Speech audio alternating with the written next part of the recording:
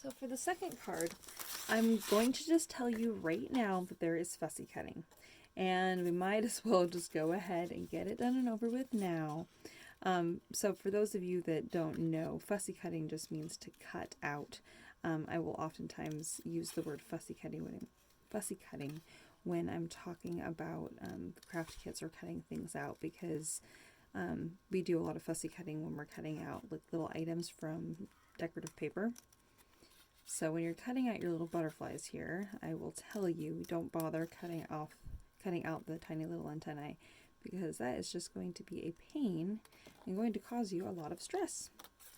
So we're going to be cutting out 5 of these little butterflies here, and I gave you some extra so then that way if we decide later on that we're going to add some more on the inside, we will do that. I haven't quite decided yet. I have lots of ideas for this card, and I hope that you're inspired with these little butterflies and that you have a lot of fun putting this together too, because I thought this would be kind of a cute idea.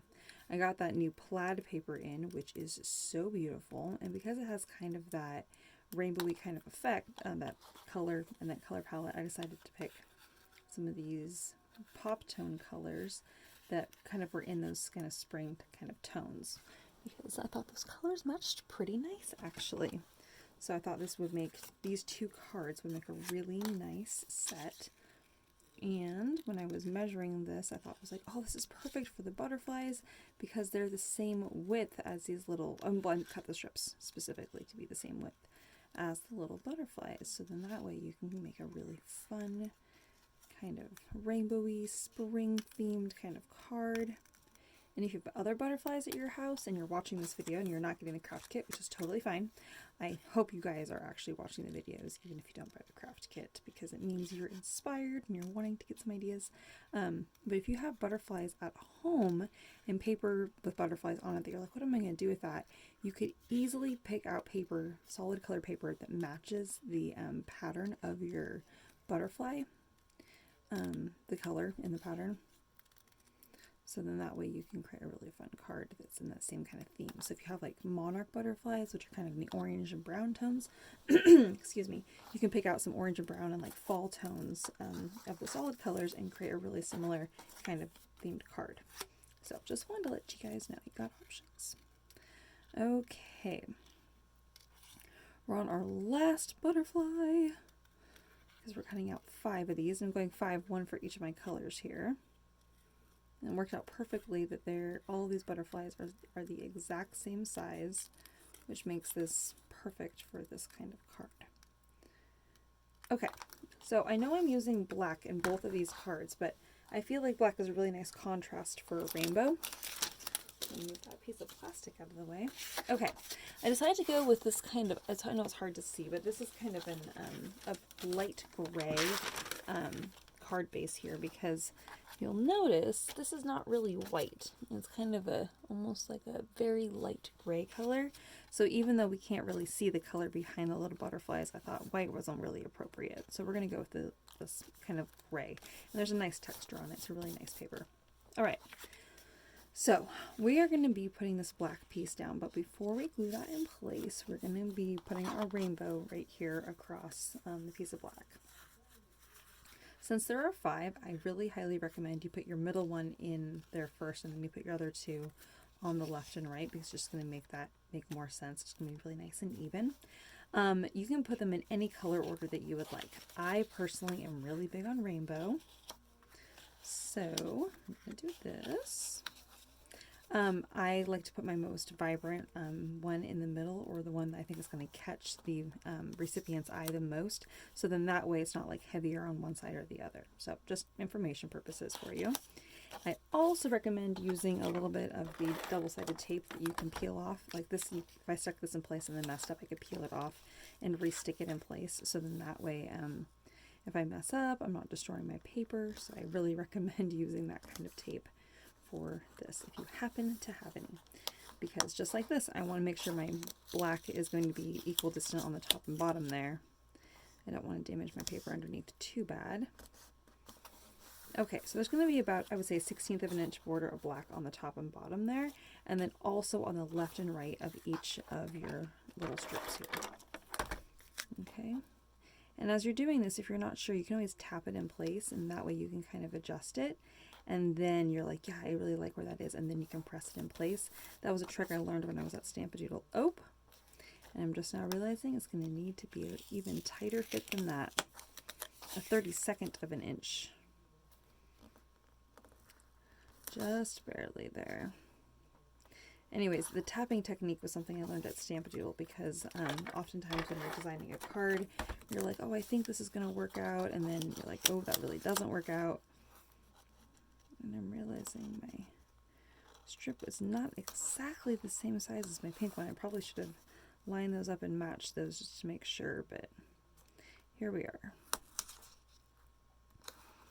Okay. And then we have our purple and our blue. And I would say the amount of space that you're going to see of the black is like hardly any. I would call that a sliver.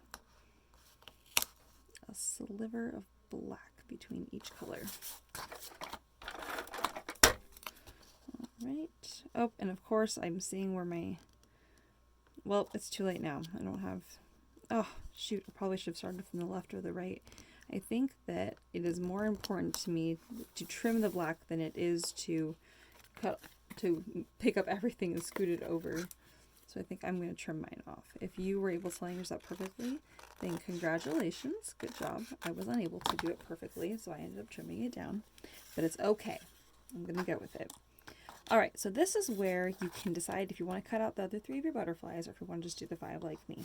But this is where we get to kind of have fun with this.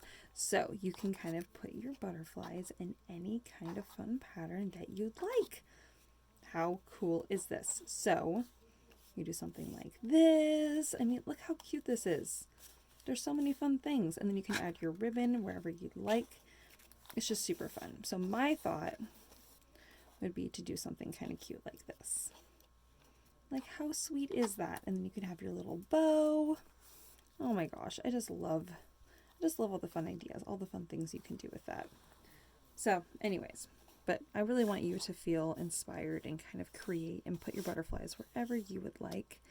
Because again, you might be inspired. You might see something you're like, oh my gosh, that's perfect. That's exactly what I want to do.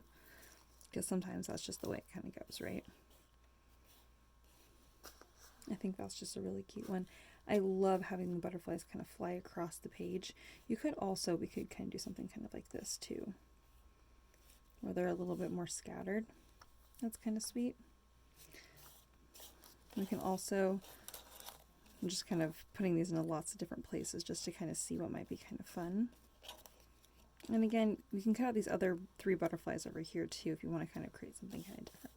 Okay, so what we're going to do here is with my ribbon, I'm actually going to, do I have enough if I want to trim that in half?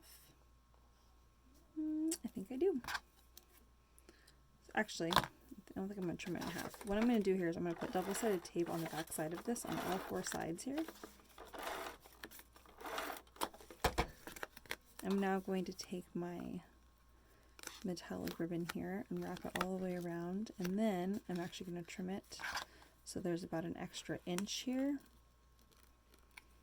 and then I'm going to just wrap that and stick that in place on the back side. Okay, all right, now from the front I'm going to stick this right over here, and I'm going to stick this guy on the other side so I have this big loop right here. Now I'm going to take my double-sided tape and cover up where my ribbon is exposed there on the outside. And I'm going to stick this in place. I know this looks really weird and kind of loopy at the moment, but go with me. There's going to be about, I would say, 1/16 of an inch on the top and bottom and an 1/8 of an inch on the left and right. Well, 1/8 of an inch for me because I trimmed off my black, but it might be perfect for you. I'm going to cut slightly to the right of the middle here, so then that way I can make my little tiny bow over here. We're going to see if I have enough to make a bow. I think I will. Ooh, it's just enough.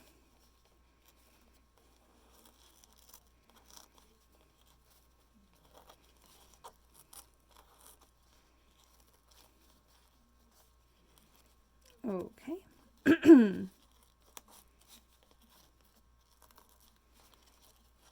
me a cute little bow. All right, and now we can decide where we want to arrange our little butterflies. And I'm going to kind of bend these up just a little bit because I like that they're kind of flying.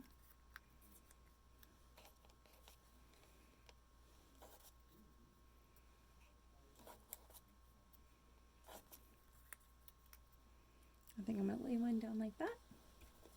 So I think that would be really cute.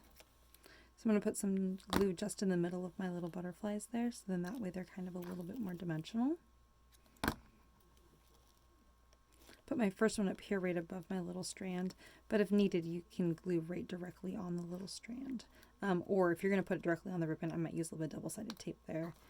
Yeah, a little bit of double-sided tape there in the middle instead. Whoops! Versus trying to glue directly onto that ribbon, because that might not work. Because sometimes with a ribbon that's kind of thick like that, you're needing a little bit thicker viscosity glue.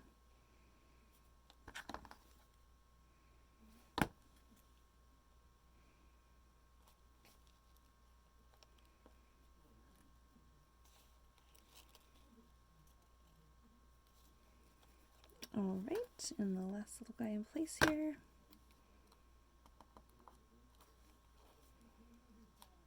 Okay, and now we have our little bow there. All right, and then to finish off the card, especially if you haven't used your other butterflies yet, you can add the rest of your butterflies on the inside. So we'll go ahead and finish cutting these little guys out. Those might as well.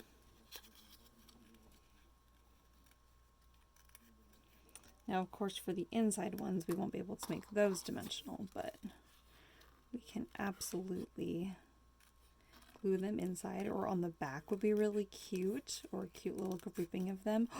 Also, oh my gosh, I just totally forgot about this, but you can take your little butterflies and you can actually glue them one on top of each other, right in the middle, just gluing the middles down only, because then if you do that, then you can get a really cool dimensional butterfly. So that would be really neat idea too. You guys can see that, but that would be kind of fun. Whoops. Kind of a multi-dimensional. That would be kind of sweet. So it kind of depends on what you're wanting to do. But like I said, I'm going to cut out all 3 of these. And we'll glue those on the inside.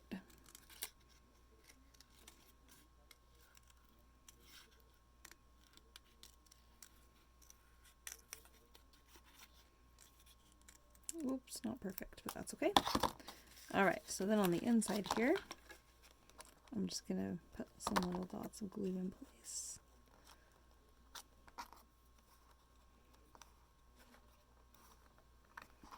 So, in case you're wondering what I'm doing here, I'm dabbing up some glue onto the left wing and then laying the right wing in place there. And I'm going to kind of turn these out a little bit while my glue is still dry, so then that way it's kind of more exciting as they're kind of flying off just a little bit. Okay, and then that way you can write your message right there. And there we have our fun rainbow butterfly cards. Yay! Hope you guys had fun making those. I thought those would be pretty fun to work on and make today, and they're pretty cute. And I really love this plaid paper, which I think really kind of inspired the whole card today, or both of those cards actually. I really like those colors. All right, have a fun day, guys. I'll see you later. Also, happy spring!